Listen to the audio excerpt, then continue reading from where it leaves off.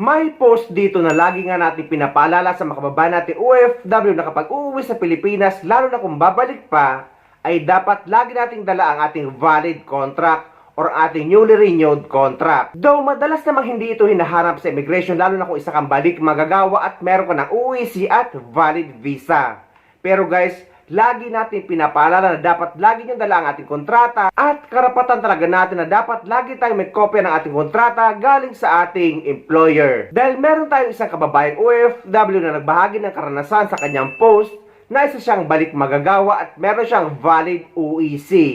Pero hindi daw siya pinayagan makaalis ng immigration, meaning ay in-offload siya. Dahil hinanapan daw siya ng kontrata at wala siyang maipakita. Kaya ang payo daw niya, kahit BM kayo or balik manggagawa ay dapat lagi yung dala ang valid contract nyo at ang inyong valid visa kahit meron pa kayong UEC. Actually guys, matagal na ang ganito. Hinahanap lang ng immigration officer ang kontrata kapag may duda sila na terminated OFW kayo or gusto lang nila masiguro na hindi kayo terminated OFW at isa kayong active OFW pa rin na babalik sa parehong employer. Kaya dapat lagi nating dala ang ating kontrata dahil minsan hinahanap yan ng mga immigration officer. Kahit pa balik magagawa kayo at meron kayong UEC. Dahil guys, kahit nga matagal na kayo sa Pilipinas, basta may record kayo sa POA, ay pwede kang makapag-acquire ng UEC exemption basta na-open nyo ang inyong PAPSBAM account. Pero ang kontrata natin at ang valid visa ay magsisilbing proof na tayo ay isang active OFW. Lagi rin yan natin nababanggit sa mga requirements update na ginagawa natin buwan-buwan kapag uuwi sa Pilipinas at pabalik sa ibang bansa. At sa mga walang idea sa mga requirements pauwi sa Pilipinas na uuwi ngayong buwan ng February, eto guys, panoorin nyo para hindi kayo magkamali at para hindi kayo malito. Updated requirements pauwi sa Pilipinas at pabalik sa ibang bansa ngayong buwan ng Pebrero 2026. Guys, lilinawin lang natin na ang ginagawa natin pag-update or ang latest requirements na ginagawa natin buwan-buwan ay hindi ibig sabihin nito ay may pagbabago.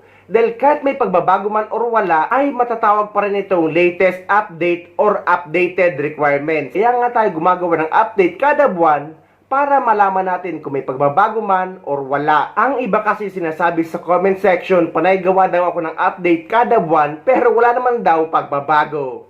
Kaya nga tayo guys gumagawa ng update dahil nga para malaman natin kung may nabago ba or wala.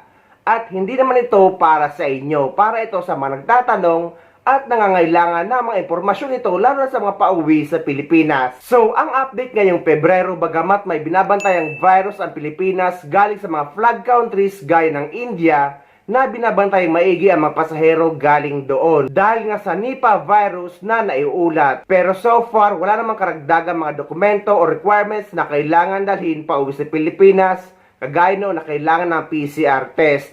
Pero ngayon guys, ang mga requirements pauwi sa Pilipinas at pabalik sa ibang bansa ay dati pa rin naman. Ngunit kailangan niya maging honest sa pag-fill out sa e-travel lalo na sa health declaration. Kaugnay po ng kasalukuyang kaso ng Nipah virus sa bansang India, nilinaw po ng DOH at Bureau of Quarantine o BOQ na ang pagsasagawa ng border surveillance at screening protocols ay karaniwan ng ginagawa sa mga paliparan at pantalan may binabantayan mang virus o wala.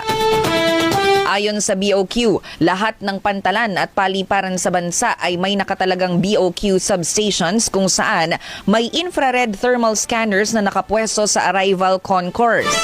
2 BOQ nurses po ang nakatalaga sa mga thermal scanners na ito para mamonitor ang temperatura ng mga papasok na pasahero galing sa ibang bansa.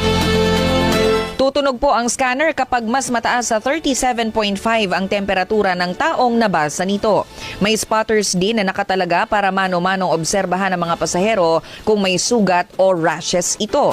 Matapos po ang primary screening, sasailalim sa interview at physical check, alinsunod sa health and safety protocols ang pasaherong nakitaan ng sintomas ng sakit. Sakaling kailangang i-refer ang pasahero sa ospital para sa karagdagang pagsusuri, dadalhin po ito sa DOH-designated hospital katulad ng Research Institute for Tropical Medicine o RITM.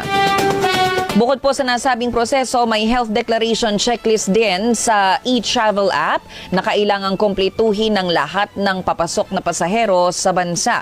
Sa deklarasyong ito, makikita ng BOQ kung galing sa flagged countries ang pasahero at sasailalim sa karagdagang pagsusuri. So, dati pa rin ang mga requirements, walang pagbabago at walang paghihigpit. Pero sa mga nag-aalala pa rin hanggang ngayon sa kanilang OFW Travel Pass, ang sagot guys ay UEC pa rin ang kinakailangan. Huwag niyong masyadong isipin ng OFW Travel Pass dahil kahit wala kayo niyan ay walang problema basta may dala kayong UEC kapag pabalik na kayo sa ibang bansa. Ngunit inuulit naman natin na ang OFW Travel Pass at e-travel ay magkaiba. Kahit wala kayong OFW Travel Pass ay okay lang basta meron kayong UEC kapag pabalik na kayo sa ibang bansa. Pero ang e-travel ay laging kailangan pauwi sa Pilipinas at pabalik sa ibang bansa. Ang pauwi sa Pilipinas ay e-travel arrival card at kapag pabalik naman sa ibang bansa ay e-travel departure card. Na meron akong video tutorial na ilalagay ko sa description ng video na ito. So para sa mga kumpletong requirements pauwi sa Pilipinas at pabalik sa ibang bansa, eto guys, panoorin nyo. Bagamat fully implemented na ang OFW Travel Pass ng DMW, ay sanay pa rin ng mga OFW sa paggamit ng UEC at kinikilala or in-honor pa rin ito sa immigration. At mas madaling kunin ng UEC dahil kapag may problema ka dito, ay pwede ka sumadya sa pinakamalapit na POA office or sa POA desk sa loob ng NAIA or Clark International Airport, pati sa Cebu International Airport. Hindi kagaya sa OFW Travel Pass na hindi naman nga lahat ng mga OFW ay maayos na ang kanilang account. At pati nga sa mga airlines kapag mag-claim ka ng terminal fee cash refund para sa mga OFW, ay UEC pa rin ang ino-honor nila or ang tinatanggap nila. Hindi pa ang OFW Travel Pass. Kaya dapat guys, UEC ang dadalhin nyo or ang kukunin nyo kapag pabalik na kayo sa ibang bansa para sa makababayan nating OFW, kagaya sa kapwa natin content creator na si Payong Kaibigan, nakakabalik lang din sa abroad, na pumunta sa DMW para kumuha ng UEC. Guys, dito sa DMW sa Ortigas, libre na po ang magpa-xerox at magpa-print.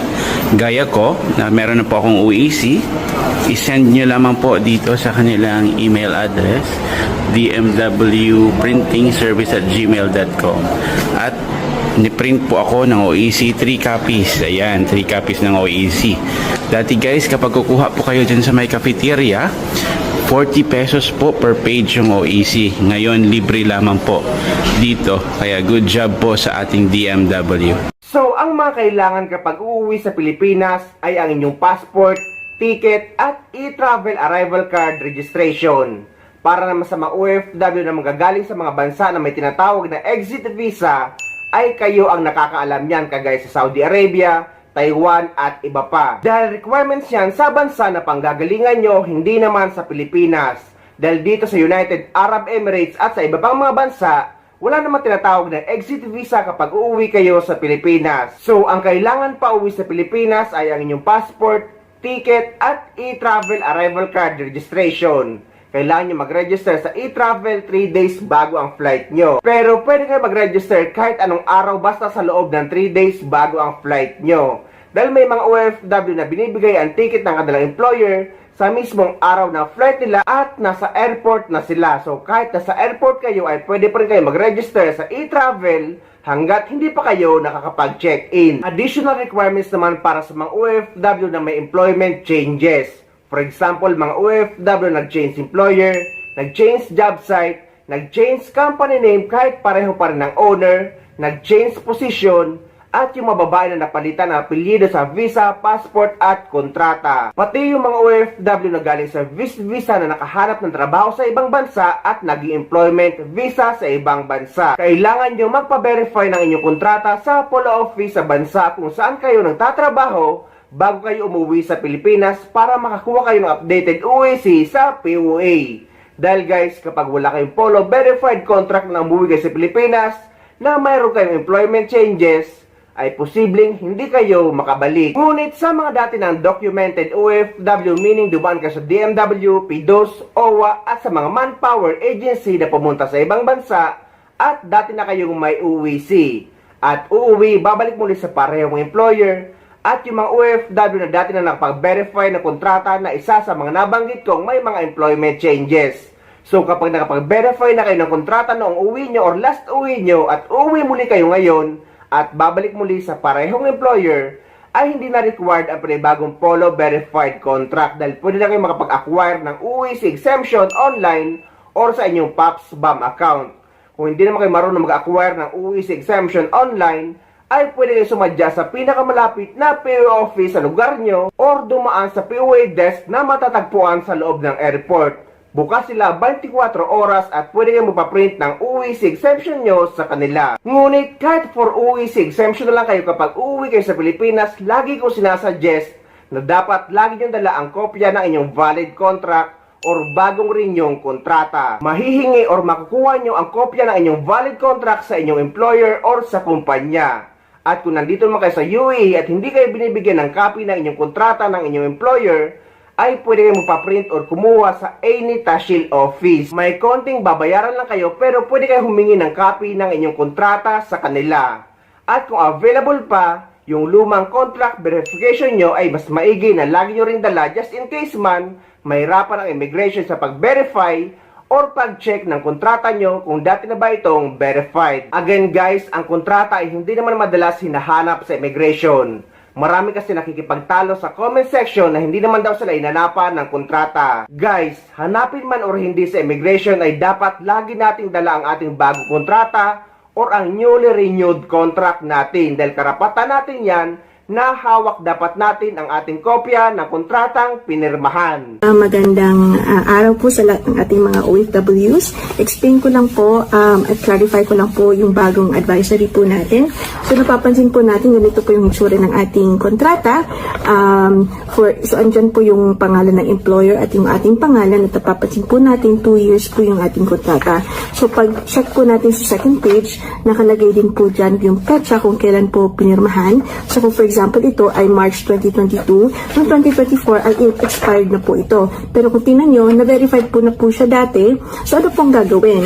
Kung uuwi po ako ngayong taon, gagawa lang po ako ng panibagong kontrata. So for example, ito po, same pa rin po ang employer, pero pirmahan ko pa rin po, hindi ko na po kailangang ipa-verify ito. Okay? Pero pag uwi ko po sa Pilipinas, itong dalawa po ang dadalhin ko all the time. Ito po ipapakita ko sa immigration na hindi po nagpalit ang aking employer since 2022. Okay? And then, para naman po sa mga workers na open contract or walang duration ng kanilang contract or indefinite, hindi na po kailangan mag-issue ng bagong contract. Kung ikaw ay meron ng record sa database ng DMW, ikaw ay nagbakasyon na, at ikaw ay gusto mo ulit magbakasyon, tapos babalik ka sa iyong worksite, so, ang kailangan mo na lang OEC exemption. Yung yung makuha mo online na lang. Yes. Same company, same job, lahat same. Yes. Ito na yon. Oo, so hindi mo na kailangan magpa-verify ng contract kung ikaw ay returning to the same employer na may record ka na. Okay. OEC exemption na online, kahit sa Pilipinas mo nakuhanin ito, pwede mo nang makuha ang OEC. Kasi yung iba, sir, na misinterpret kasi nila na pag sinabing, exempted ako sa OEC, so hindi na ako kailangan kukuha pa rin. Yes, so Online. Online lang na yung proseso mo. Sa mga OFW naman na pabalik sa ibang bansa, ang mga kailangan ay e-travel departure card registration. Again, ang pagre-register sa e-travel, pauwi man sa Pilipinas o pabalik sa ibang bansa, ay 3 days bago ang flight nyo. Kahit anong araw basta sa loob ng 3 days, bago ang flight nyo ay pwede na kayo mag-register sa e-travel. Number 2, ang inyong UEC or UEC exemption. Number 3, ang inyong visa. Pero dito sa United Arab Emirates, ang ipapakita nyo na sa immigration na visa natin ay ang Emirates ID na natin. Wala na yung passport or wala na yung visa na nakatatak sa passport natin. Number 4, ang ating passport at ticket. At ang lagi kong pinapaalala ang ating OWA membership. Guys, dapat lagi tayo nagre-renew na ating OWA membership kada 2 taon.